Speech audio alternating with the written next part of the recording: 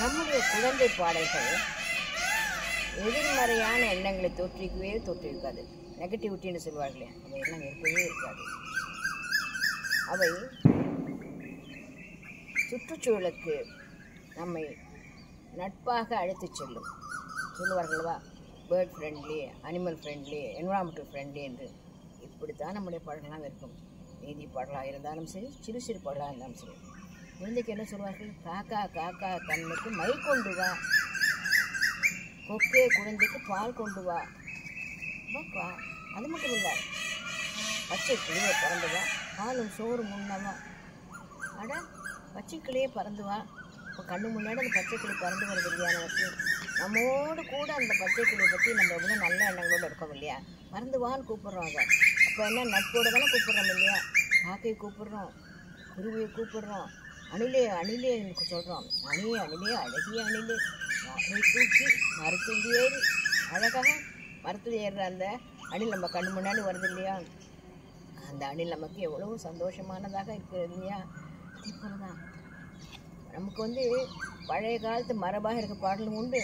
பின்னாலே அழவள்ளிப்பா, கவிமணி தேசிய விநாயகம்பிள்ளை போன்றவர்களாம் நமக்கு நிறைய பாடலெல்லாம் கொடுத்தாங்க. நிறைய பேர் நிறைய பாடலாம் கொடுத்தார்கள். தோட்டத்தில் மேயது வெள்ளை பசு, அங்கே துள்ளி குதிக்குது கன்று குட்டி. அம்மா என்கிறது வெள்ளை பசு, உடன் அண்டையில் ஓடுது கன்று குட்டி. இவ்வளோ அழகாக நமக்கு அந்த கண்ணுக்குட்டியும் கண்ணு முன்னாடி ஒரு சொல் ஓவியம் வருது இல்லை? கண்ணு முன்னாடி ஒரு கண்ணுக்குட்டியும் மாடும் நம்ம கண்ணு முன்னாடி வருது இல்லையா? அப்போ அந்த மாடும் நமக்கு வருது இல்லையா? நாயை பற்றி சொல்லுவோம், சொல்கிறோம், உற்ற தோழனடி பாப்பா நாயை பற்றி பாடுறோம். யாரும் குழந்தை எந்த குழந்தையானும் நாயை போய் எதிரியாக நினச்சி கல் எடுத்து அடிக்குமோ? அடிக்காது. நமக்கு உற்ற தோழனடி பாப்பா என்று சொல்லிக் கொடுக்குறோம். பறவைகளையும் மட்டுமில்லை, விலங்குகளையும் மட்டுமில்லை, எல்லாவற்றையும் சுற்றுச்சூழலுக்கு அத்தனையுமே நமக்கு சொந்தமாக்கி நமக்கு சொல்லிக் கொடுக்கிறார்கள். பாருங்களேன், குழந்தை எங்கேயாவது இப்படிப்பட்ட பாடலை பாடி குழந்தைகள் அவற்றுக்கெல்லாம் ஊர் செய்யுமா? நம்முடைய கதைப்பாடு கூட அப்படி தான், சின்ன சின்ன கதைப்பாடல்கள். ஆனால் அந்த கதைப்பாடல்கள்லாம் எப்படி தெரியுமா இருக்கும்? ரொம்ப அழகாக அந்த கதைப்பாடெல்லாம் நமக்கு நல்ல நீதியை சொல்லும். ஒரு சின்ன பாட்டு என்ன தெரியுமா? நிறைய பாட்டுகள் அப்படி உண்டு, நிறைய பாட்டுகள் நம்ம பார்த்துருக்கோம். அதில் எனக்கு ரொம்ப பிடிச்ச பாட்டு அடிக்கடி தோண்டிகிட்டே இருக்கும். ரொம்ப அழகான ஒரு பாடல் இருக்கும். பனைமரமே பனைமரமே ஏன் வளர்ந்தாய் பனைமரமேன்னு ஒன்று. பனைமரமே பனைமரமே ஏன் வளர்ந்தாய் பனைமரமே என்று அந்த பனைமரத்தை பார்த்து ஒருத்தர் கேட்குறான். அது உடனே சொல்ல ஆரம்பிக்குது. தனக்கு என்னெல்லாம் கொடுக்கும், விசிறி ஆகிறோம், படுக்கப்பா ஆகிறோம், தடுக்காகிறோம், என்னெல்லாம் உண்டோ அத்தனையும் நமக்கு அந்த பனைமரம் சொல்கிறதாக ஒரு பாடல்.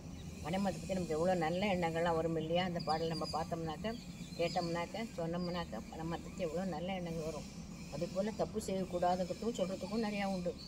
ஒரு பையன் வந்தான், ஒரு மரத்தில் இருக்கிற குருவி கூட்டை கரைச்சிட்டான். இது எவ்வளோ வருத்தமான விஷயம் இல்லையா? அந்த பையன் செய்து நமக்கு சம்மதம் கிடையாது. அந்த பறவை கூட்டை பாருங்கள், பறவை கூட்டை பாருங்கள், அங்கே தூங்கிட்டுருக்கு. பையன் ஒருவன் வந்துட்டான், பறவை கூட்டை அழித்திட்டான், குஞ்சுகளை நெச்சிட்டான், முட்டைகளை உடைத்திட்டான். தப்பு பண்ணினான் இல்லையா? தாங்கள் என்னாச்சு?